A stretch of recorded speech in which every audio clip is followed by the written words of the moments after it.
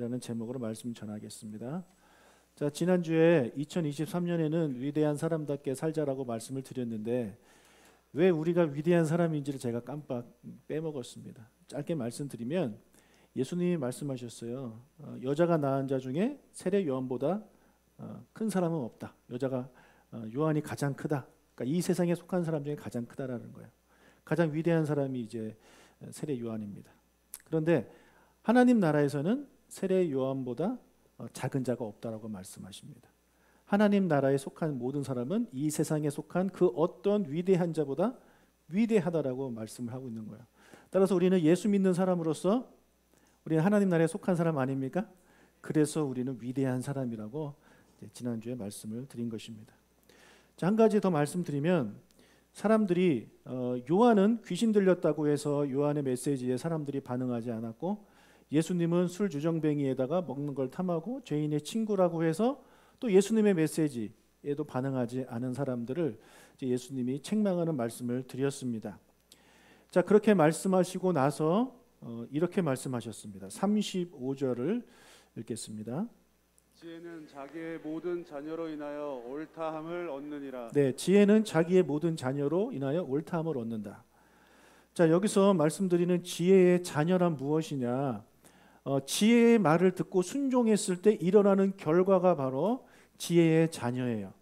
그래서 어떤 지혜의 말씀이 주어졌을 때 그 말씀대로 살은 사람들, 그 결과 좋은 결과가 나타나느냐? 만약에 좋은 결과가 나타난다면 그 지혜는 진짜 지혜라는 거죠. 좋은 지혜라는 것입니다. 그러나 어떤 메시지대로 살았는데 어떤 정보대로 살았는데 나의 삶에 어려움이 온다면 그 정보, 그 지혜는 거짓된 것이고 나쁜 것이다 라는 말씀이에요.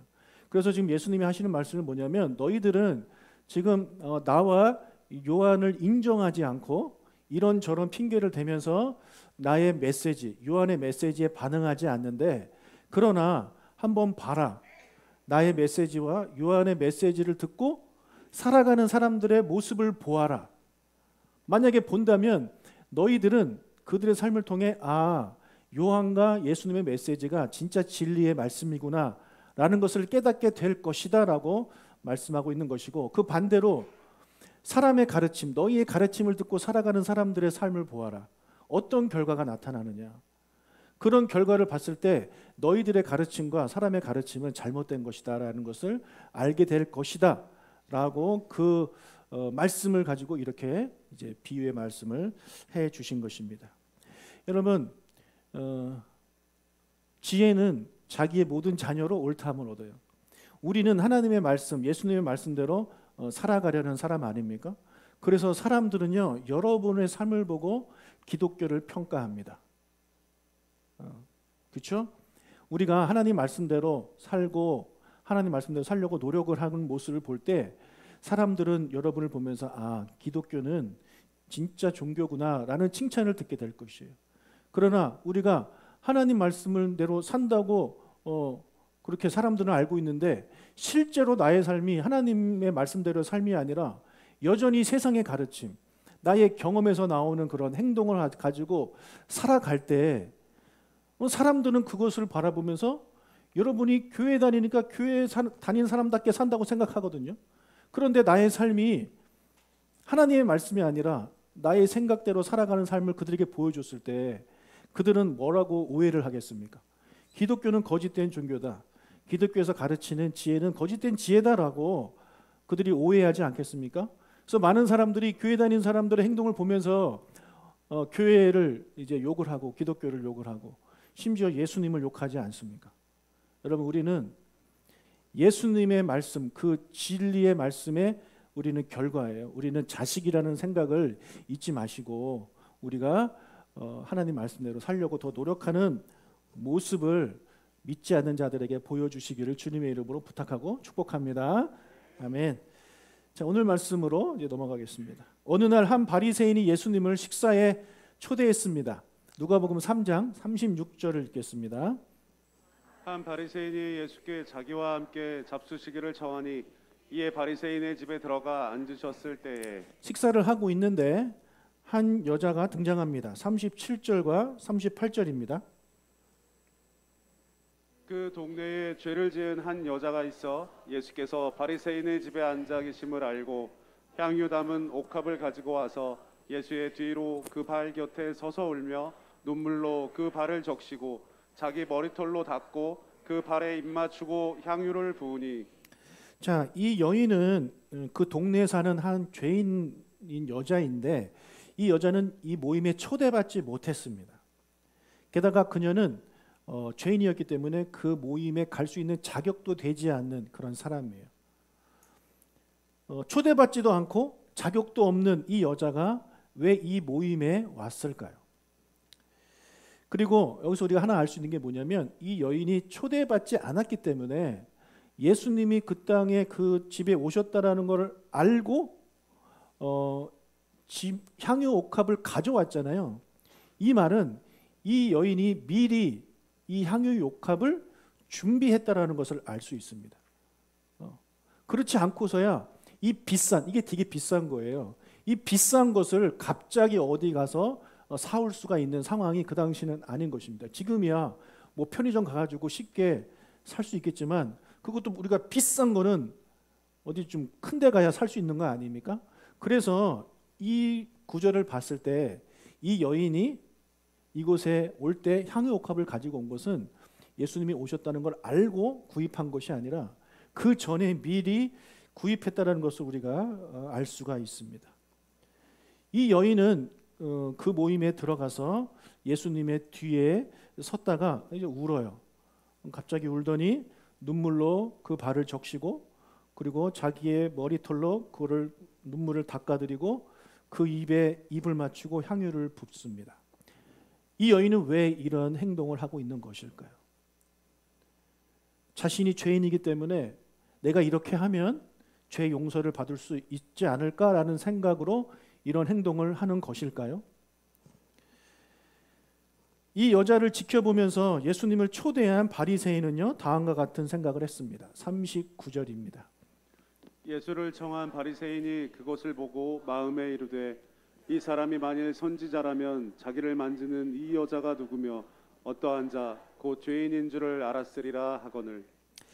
이 사람은 이 여인이 누군지를 잘 알았습니다. 그 정도로 동네에서 유명한 여자입니다. 죄로 유명한 여자예요.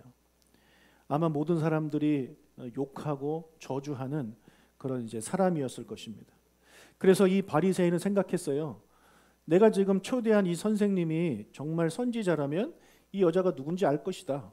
그리고 무슨 죄를 지었는지도 분명히 알 것이다라고 그런 생각을 이 사람이 하고 있었습니다. 이런 생각을 하고 있는 그에게 예수님이 대답하셨습니다. 40절. 예수께서 대답하여 이르시되 시몬아 내가 네게 이를 말이 있다 하시니 그가 이르되 선생님 말씀하소서. 자, 이 사람은 아까 그것을 생각만 했던 사람입니다. 입으로 꺼내지 않았어요. 그런데 오늘 본문 보니까 예수께서 대답하셨다라고 말을 하고 있어요. 예수님께서 대답하셨다. 듣지도 않았는데 어떻게 대답하셨느냐. 예수님은 이 사람이 비록 말은 하지 않았지만 생각만 했지만 그의 생각을 알으셨다라는 거죠. 그의 생각을 들으셨다라는 것입니다. 여러분, 예수님은요 우리의 생각을 아시는 분입니다. 아멘.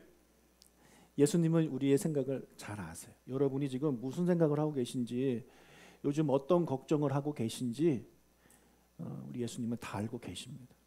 우리가 굳이 입으로 고백하지 않아도 다 알고 계세요. 반면에 사탄은 여러분이 무슨 생각을 하고 있는지 모릅니다. 전지전능하지 않기 때문에 그래요. 여러분, 예수님은 우리의 생각을 다 아시는 분이에요. 그래서 때로는 이런 경우가 있어요. 우리가 기도하지 않아도, 내가 기도하지 않아도 예수님은 내 생각을 아시고 나의 필요를 채워주시는 분이라는 것입니다. 최근에 있었던 일을 제가 한 가지 말씀을 드리겠습니다. 저희 교회가 하나님의 은혜로 이제 성장하면서 사람이 많아지고 그래서 소그룹이 많아졌잖아요. 그래서 제 머리에 든 생각이 모임 장소가 좀 더 있으면 좋겠다. 뻥 뚫린 공간에서 여럿이 하면 집중하기가 어려우니 이렇게 독립된 공간이 각 소그룹마다 주어지면 좋겠다라는 생각이 들어서 이 옆에 있는 어린이집을 찾아갔습니다. 어린이집 찾아가서 원장님을 만났어요. 교회 다니는 분이거든요.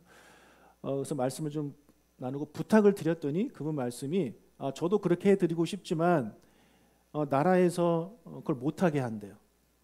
법으로 정해져 있대요. 지원을 받고 있기 때문에 꼭 유치원으로만 써야지 다른 용도로 쓰면 안 된다는 것입니다. 그래서 어떡하지 하다가 이 뒤에 있는 파랑새를 가봤습니다. 가봤더니 파랑새는 없고 아저씨만 계시더라고요. 그분을 제가 처음 그 집에 들어가 봤어요. 혹시나 해서 공간이 있을까 해가지고. 근데 들어갔더니 공간 쓸 수가 없는 상황이더라고요. 그래도 혹시나 물어보니까 역시나 안 된다고 말씀을 하셨어요. 그럼 어디를 가야 되나 하다가 생각난 것이 우리 센터 옆에 있는 바로 정문 옆에 있는 할머니가 살던 집이었어요. 혹시 여러분 아십니까? 할머니 한 분이 거기 사셨거든요.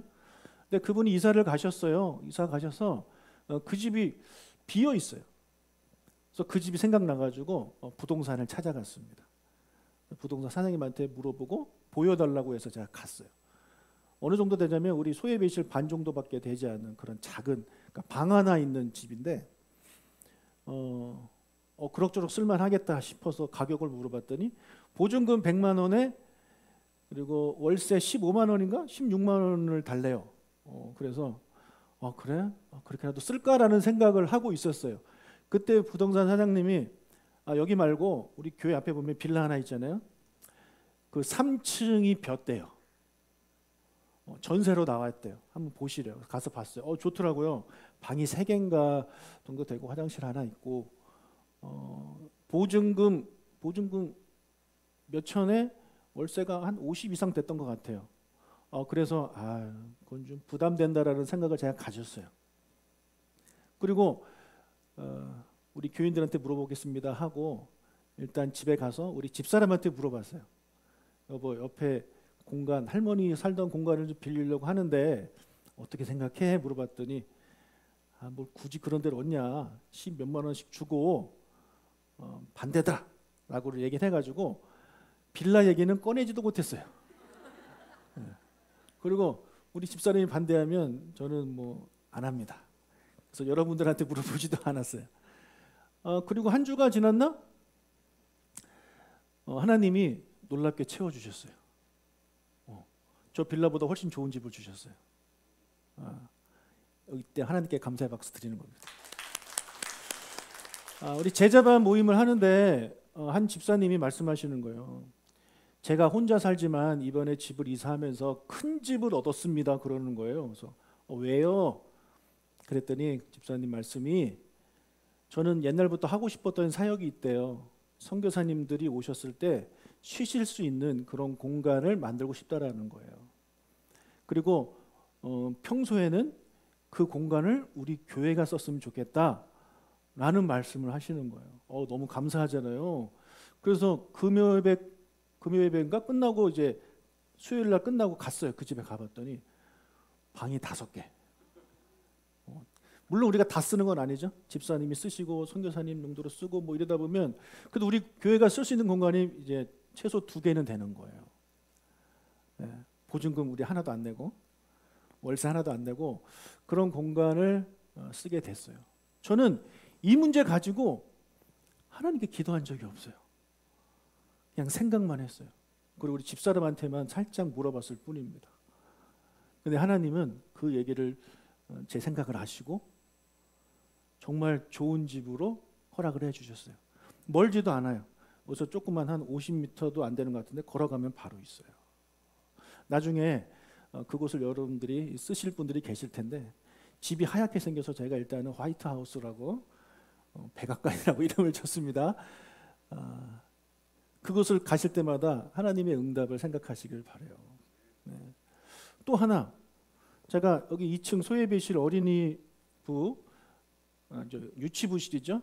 거기가 추워가지고 보일러를 깔았어요. 저랑 필립 전사님이랑 직접 그걸 하는데 그리고 기존에 있던 장판을 뜯어내고 다시 덮는 과정에서 막 찢어지고 막 여기 없어지고 이래서 좀 보기가 안 좋았습니다. 그래서 생각만 했어요.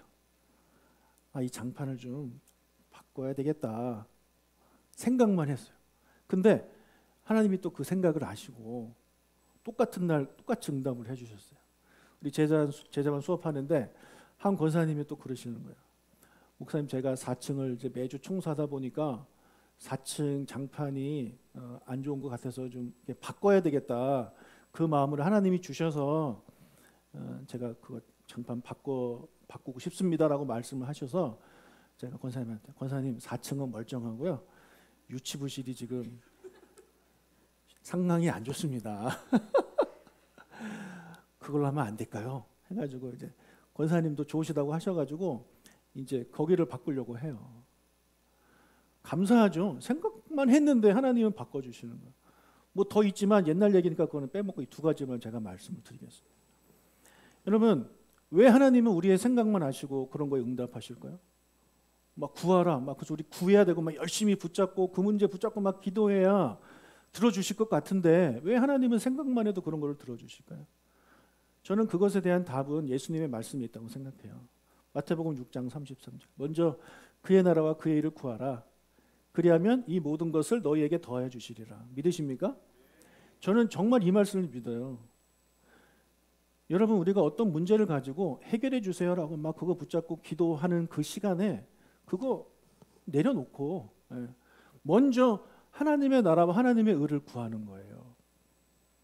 우리 교회를 위해서, 하나님 나라, 하나님의 교회를 위해서, 복음 전파하시는 선교사님을 위해서, 우리 예배를 위해서. 우리 금요 기도회 때마다 늘 기도하는 게 항상 기도 제목이 똑같아요. 그 주에 있을 예배, 그 주에 있을 사역, 그 주에 있을 선교, 이런 것을 가지고 우리가 기도를 한단 말이죠. 그런 기도를 하는 만큼 우리의 개인적인 기도의 제목 가지고 기도할 시간은 줄어들겠죠. 근데 저는 그런 것들을 경험을 계속하고 있기 때문에 특별히 저의 개인적인 그거에 대해서 막 붙잡고 기도하는 건 저는 거의 없어요. 그냥 하나님 나라를 위해서 기도해요. 그러면 놀랍게도 하나님이 나의 필요를 채워주세요. 저는 이걸 정말 놀랍게 많이 경험을 하고 있어요. 제가 그 중에 하나가 우리 자녀에 대한 거예요.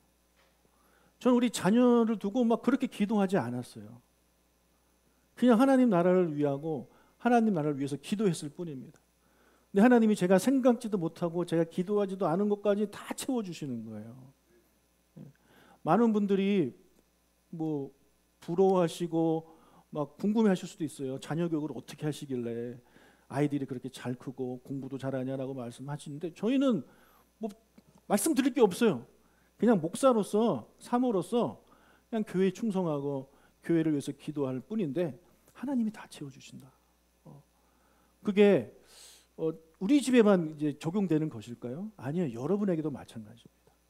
여러분이 어떤 고민과 걱정이 있지만, 마음의 소원이 있지만 그것을 먼저 구하기보다 그것을 내려놓고 하나님의 나라를 위해서 기도하고 구할 때 여러분의 생각 다 아시는 하나님이 기특하게 보시고 예수님이 하신 그 말씀대로 이 모든 것을 더하여 주시는 분이심을 믿으시고 그것들을 삶을 통해서 경험하시기를 주님의 이름으로 축복합니다.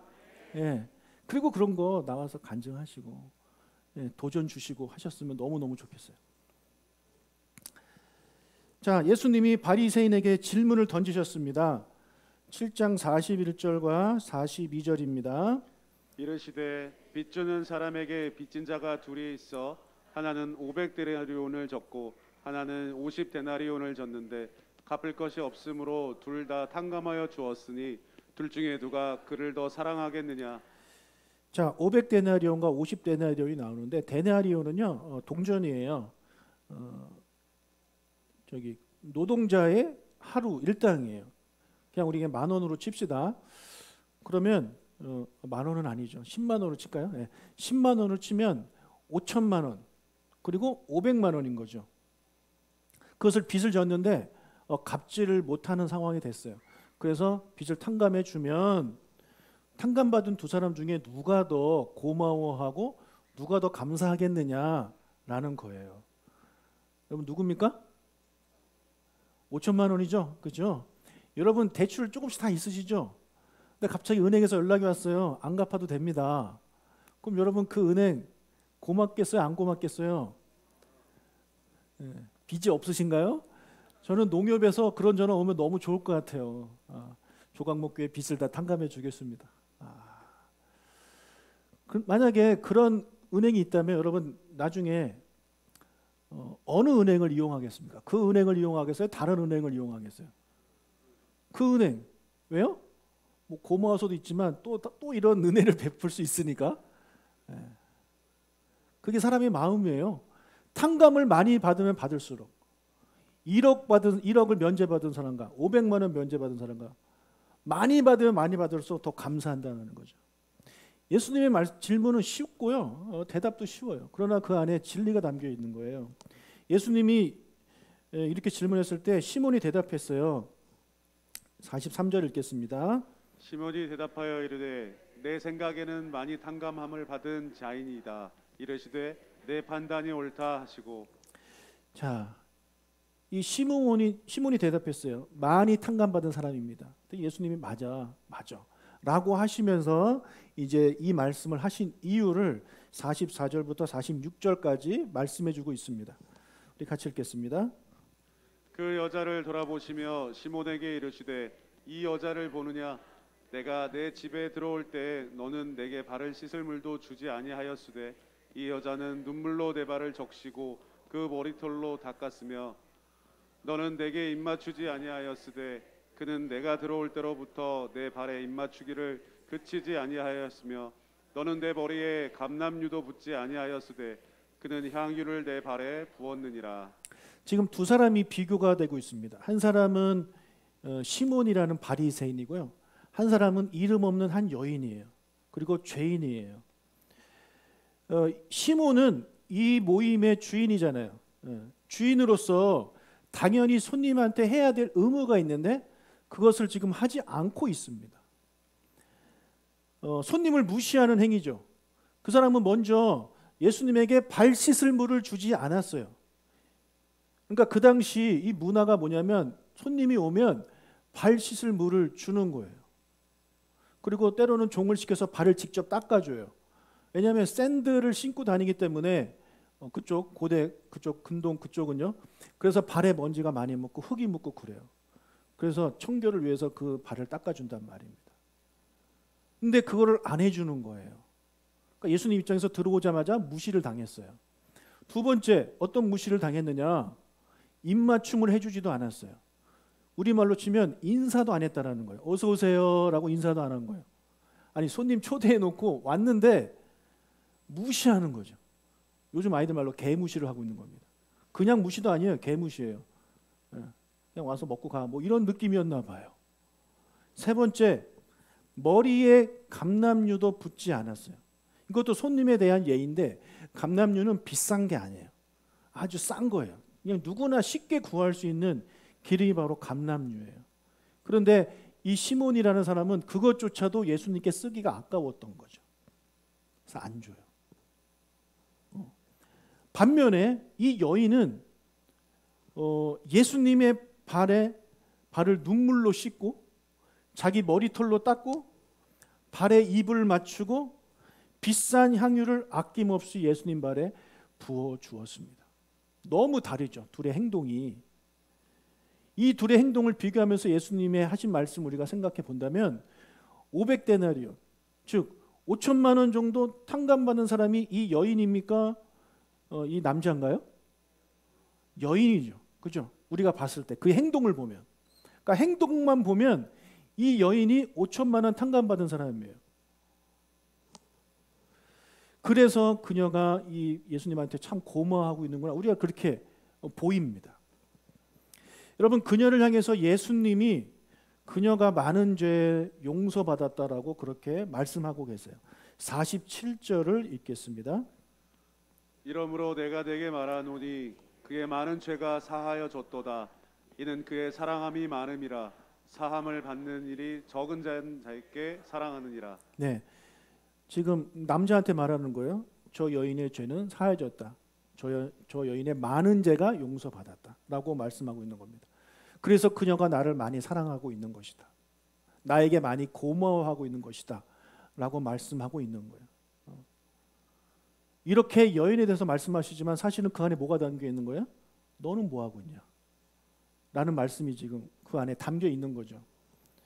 예수님은 그녀를 보시면서 한 번 더 말씀하세요. 48절. 이에 여자에게 이르시되 내 죄 사함을 받았느니라 하시니. 네, 여자에게도 말씀하시며 너가 용서함 받았다. 시몬에게도 말씀하시고 여인에게도 말씀하세요. 이 여인은 용서를 받았다. 내가 지금 너를 용서한다. 나한테 이렇게 해줘서 내가 너를 용서한다 라고 말씀하시는 건 아니에요. 너는 이미 용서를 받았다라고 과거형으로 말씀하고 있는 거예요.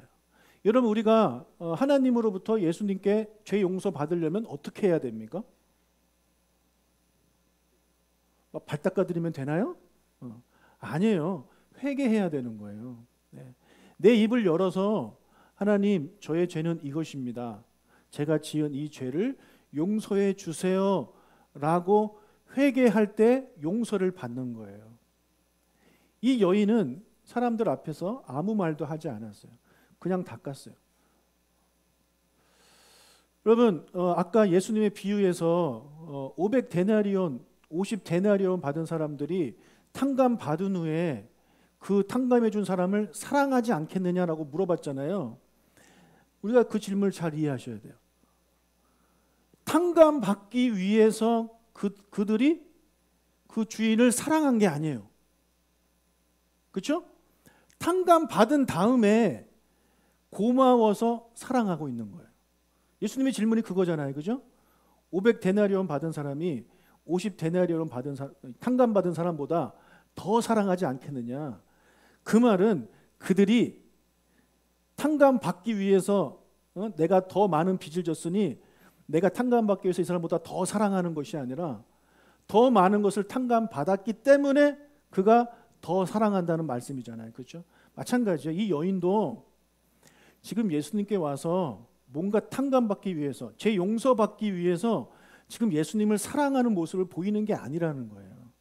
이미 그녀가 죄 용서를 받았기 때문에 그것이 감사해서 이 예수님을 찾아와서 이런 사랑의 행동을 보이고 있다라는 것입니다.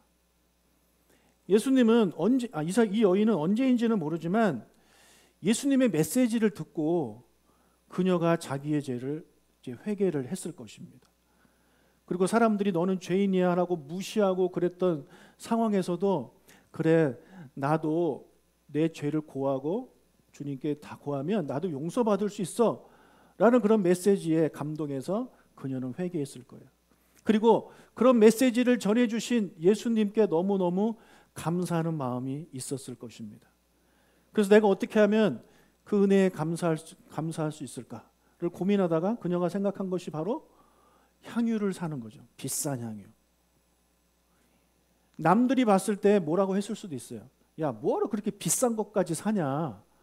그냥 조그만 선물하면 되지라고 생각했을지 모르겠지만 그녀가 그렇게 비싼 거를 준비한 이유가 뭘까요?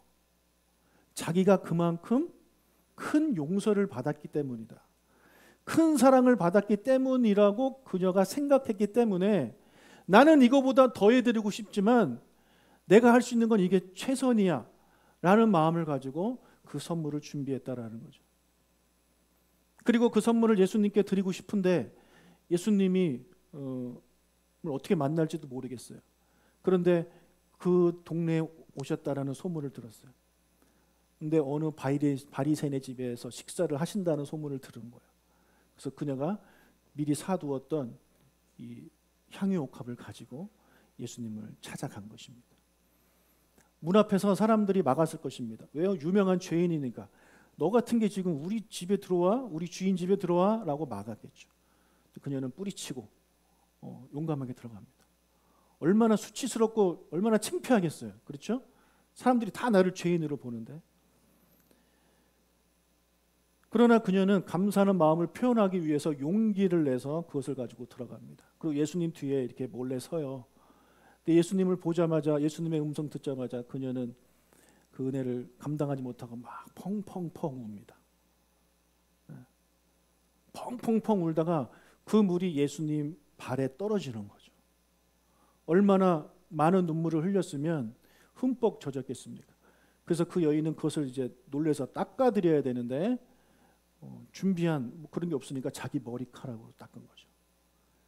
그리고 그 발에 입을 맞춥니다. 그리고 그 발에 향유를 부어드려요. 여러분, 입맞춤은 어디다 해야 돼요? 입에다 해야죠. 예. 그리고 기름을 어디다 부어야 돼요? 머리에 붓는 거예요. 다 이 위에 있죠, 그죠? 예. 그게 정상이에요. 그런데 이 여인은 감히 고개를 못 드는 거죠. 내가 감히 예수님의 입에, 예수님의 머리에 기름을 부을 수 있느냐? 그러면서 겸손하게 그 발에다가 그 모든 사랑의 표현을 한 것입니다. 그런 여인을 예수님이 따뜻하게 대해주고 계시는 것이죠. 여러분, 그래서 이 여자는요, 예수님을 찾아오기 전에 이미 회개를 통해서 용서를 받은 사람이에요. 그래서 그것을 감사하기 위해서 찾아온 거예요. 그러니까 더 이상 죄인이 아닌 거죠. 그러나 그 여인이 들어오는 순간 그 여인을 바라본 바리새인은 그 여인을 뭐라고 생각했냐면 죄인이라고 생각하고 있는 거죠. 저 죄인이 어디라고 들어와. 아마 그 여인도 본인 스스로도 그렇게 생각했을지도 모르겠습니다. 그러나 예수님은 단호하게 말씀하십니다. 너는 죄인이 아니다. 다른 사람들이 너를 죄인이라고 욕하고 뭐라고 하겠지만 너 스스로도 그렇게 생각할지 모르겠지만 아니야. 너는 죄인이 아니야. 라고 여인에게 말씀해 주시고 당사자들 다른 사람한테 말씀해 주고 있는 것입니다. 우리가 회개하면 그 어떤 죄라도 예수님은 용서해 주시고 우리의 죄는 사해지는 것입니다. 믿으시기를 주님의 이름으로 축복합니다. 자, 예수님이 그 여인에게 한 말씀을 더 하셨어요. 50절입니다. 예수께서 여자에게 이르시되 내 믿음이 너를 구원하였으니 평안히 가라 하시니라. 여자의 믿음이 여자를 구원했습니다. 여자의 믿음은 무엇이겠습니까? 첫 번째, 자기는 죄인이라는 거예요. 나는 죄인임을 인정했어요. 그 여자는. 그래서 나의 죄를, 이 큰 죄를 용서해 줄 수 있는 분은 오직 예수님뿐이다라는 믿음이 그에게 있었고 그 믿음대로 고백을 했습니다. 회개했습니다. 그리고 용서를 받았어요. 그래서 구원에 이르는 회개를 그녀가 했기 때문에 그가 구원을 받게 된 것이에요. 그렇다면 시몬은 어떨까요? 지금 그 자리에 같이 있는 그 시몬은 어떨까요? 시몬은 구원을 받았을까요? 아까 예수님이 500데나리온, 5천만 원 탕감받은 사람과 500만 원 탕감받은 사람 두 사람을 말씀하셨잖아요. 그럼 우리는 생각할 수 있어요. 그 여인이 5천만 원 탕감받은 사람이라면 그럼 시몬은 500만 원 탕감받은 사람인 건가? 라고 생각할 수 있지만 시몬 본인은 그렇게 생각하지 않고 있는 거예요. 시몬 본인은요, 자기는 단 1원도 탕감받은 사람이 아니다라는 생각을 하고 있는 거죠. 왜일까요? 그는 자기가 죄인이라고 생각하지 않는 거예요. 그 사람은 바리새인이에요. 여러분, 바리새인들은 어떤 사람들이냐면 하나님의 말씀대로 살려고 정말 노력하는 사람들이에요. 심지어 하나님이 하신 말씀보다 막 이것저것 더해가지고 더 지키려고 하는 사람들이에요. 그래서 본인들은 뭐라고 생각하냐면 우리는 의롭다라고 생각해요. 하나님 말씀대로 사니까. 그러나 저런 여자들은 하나님 말씀대로 살지 않으니까 죄인이라고 생각해요. 그래서 우리는 죄인이 아니니까 회개할 이유가 없어요? 있어요, 없어요? 없죠. 죄인이 아닌데. 그러니 이 사람은 자기는 죄인이 아니니 용서받을 게 없어요. 그러니 그거에 대해서 감사함이 없는 거예요. 만약에 이 바리새인이 나도 죄인이다라는 것을 인정을 했다면, 그래서 그가 그 죄를 이제 해결받았다면 그도 감사했겠죠. 그러나 그런 게 1도 없는 거예요, 이 사람은. 여러분, 이 죄인인 여자와 이 바리새인 남자를 비교해 봤을 때 여러분, 누가 더 많이 받았습니까? 누가 더 많이 받았나요? 바리새인이 훨씬 많이 받았어요. 바리새인은요, 좋은 집안에서 태어났어요. 사회적인 명성도 있어요. 좋은 직업을 가지고 있어요. 집도 잘 살아요. 많은 사람들 초대해서 파티할 정도로 큰 집도 가지고 있어요. 그러나 이 여인은요, 가진 게 없는 사람이에요. 그녀가 지은 죄는요, 아마도 먹고 살기 위해서 지었던 죄일 것입니다. 자기 몸을 팔아가면서 먹고 살기 위해서. 남편이 없으니. 그러니까 가진 게 없는 여자예요. 누가 봐도 가진 게 없어요. 근데 이 남자는 누가 봐도 많이 가진 사람이에요.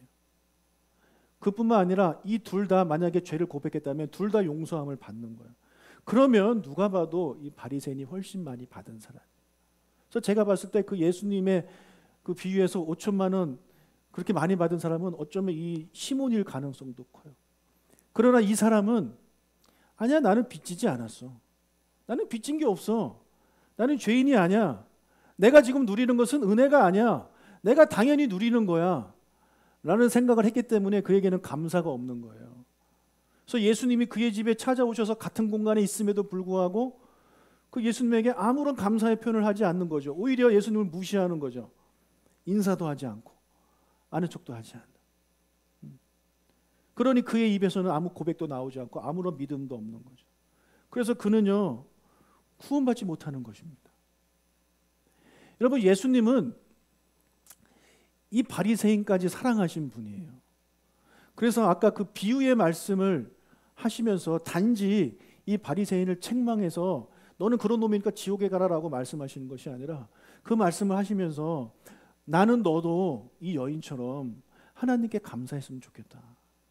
너가 죄인임을 인정하고 너도 구원받아 하나님께 감사하는 사람이 되면 좋겠다라는 그런 마음을 가지고 예수님이 그에게 가르침을 주지 않았을까요? 마찬가지입니다. 사랑하는 여러분, 우리가 지금 아버지 집에 와서 예배드리고 있잖아요. 이곳에 하나님이 임재하심을 믿으시기를 바랍니다. 그런데 어떤 사람들은 시몬과 같은 사람 그런 마음으로 이 자리에 앉을 수 있고, 어떤 사람은 이 여자와 같은 마음으로 이 자리에 앉아 있을 수 있어요. 같은 공간에 있지만 너무 달라요. 주님께 나와서 하나님께 나와서 예배할 때 나를 구원해 주심을 감사, 지난 한 주간 동안 지켜주심을 감사, 나에게 가족 주심을 감사, 건강 주심을 감사해서 감사드리는 사람은 이 여인과 같은 사람이겠죠. 그러나 이곳에 나와서 예배는 하고 있지만 아무런 감사가 없어요. 여러분, 감사는 말로만 하는 게 아닙니다. 삶으로 감사하는 게 진짜 감사인 거예요. 그래서 감사하지 않는 사람, 이곳에 앉아 있지만, 그리고 이렇게 생각할 수 있죠. 아까 그 시몬이라는 사람, 누가 뭐라고 한다면 내가 뭘 안 한 게 뭐 있다고, 나는 예수님께 밥을 드렸잖아, 나는 그 정도면 내 할 거 다 한 거야 라고 그렇게 자신을 변호할지도 모르겠습니다. 혹시 그런 생각을 가지고 있나요? 나는 여기 와서 예배드리면 나 할 거 다 한 거야. 내가 일요일 아침에 일찍 일어나서 이렇게 나와 있는 것만으로도 나는 내 할 일 다 한 거야. 내가 굳이 나의 삶을 통해서 감사해야 돼? 내가 굳이 감사의 예물을 드려야 돼? 내가 굳이 섬기고 헌신하는 걸 내가 해야 돼? 라고 여러분 생각하실지도 모르겠습니다. 그러나 그분들이 왜 그렇게 생각하느냐? 아직까지 자기가 받은 게 얼마나 큰지를 모르기 때문에 그런 거죠. 그것을 깨달으신 분들은 정말 나의 삶을 예수님께 드려요. 정말 감사해요. 하나님께 예물 드리는 게 하나도 아깝지 않아요. 나의 삶을 드리는 게 하나도 억울하지 않아요. 그러나 아직까지 자기가 받은 은혜를 깨닫지 못하고 있는 분들은 뭐 하나 드리는 게 아까운 거고, 내 시간 드리는 것도 아까운 거고, 나 이 정도 하면 잘하고 있는 거야, 충분히 잘하고 있는 거야 라고 하면서 거기까지만 하고 있는 모습을 가지고 있겠죠. 저는 여러분들이 이 여인과 같은 분들이 다 되시길 주님의 이름으로 축복합니다. 우리 구원받았고 또 많은 것들을 받아서 누리고 있습니다. 진심으로 그것들을 감사하는 우리가 됐으면 좋겠습니다. 우리의 삶을 통해서 주님께 감사할 줄 아는 그런 이 여인의 삶을 사시기를 주님의 이름으로 축복합니다. 아멘. 우리 찬양하겠습니다.